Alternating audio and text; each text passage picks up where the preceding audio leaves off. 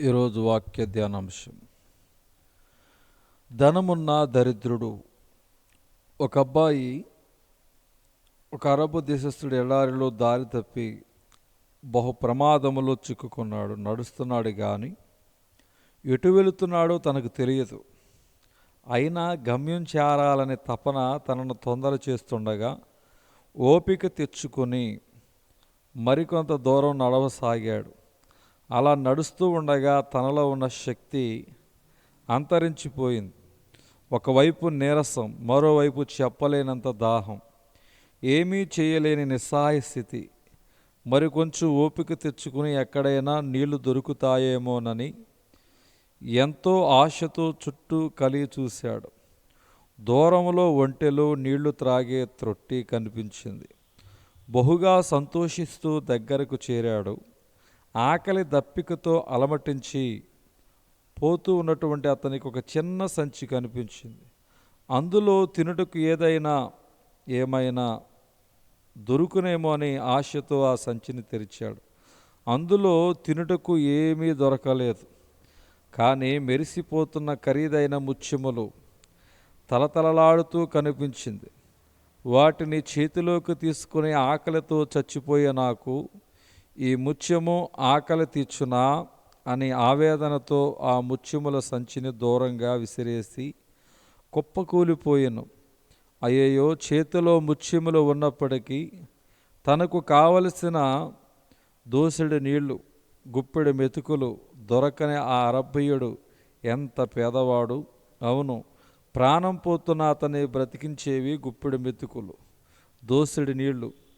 వీటికి బదులు చేతి నిండా ముత్యాలుంటే ఏం ప్రయోజనం? నిజమే, అతను ధనమున్న దరిద్రుడు.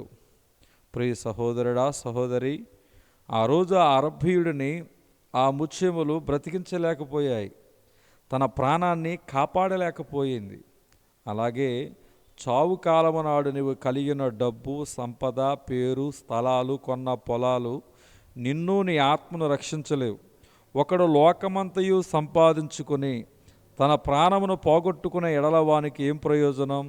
లోకాసు వార్త 9:24. అవును, ఒకడు మరణించేటప్పుడు అతనికి కావలసింది సిరి సంపదలు కావు, అతనికి కావలసింది పరలోకం. ఇక్కడ కళ్ళు మూస్తే పరలోకములో కళ్ళు తెరుస్తాననే నిరీక్షణ.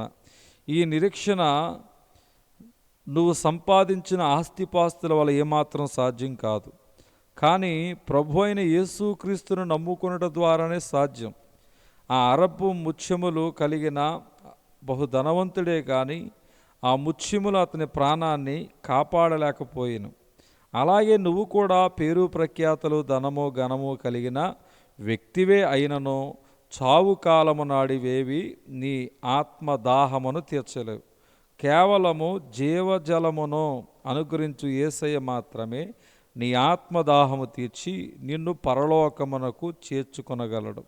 అందుకే నువ్వు పోకముందే, ఆ ప్రభు రాకముందే నీ మనసు మార్చుకొని నడత దిద్దుకొని శరణు ప్రభు అని ప్రభుని వేడుకో. నీ బ్రతుకును మార్చుకో.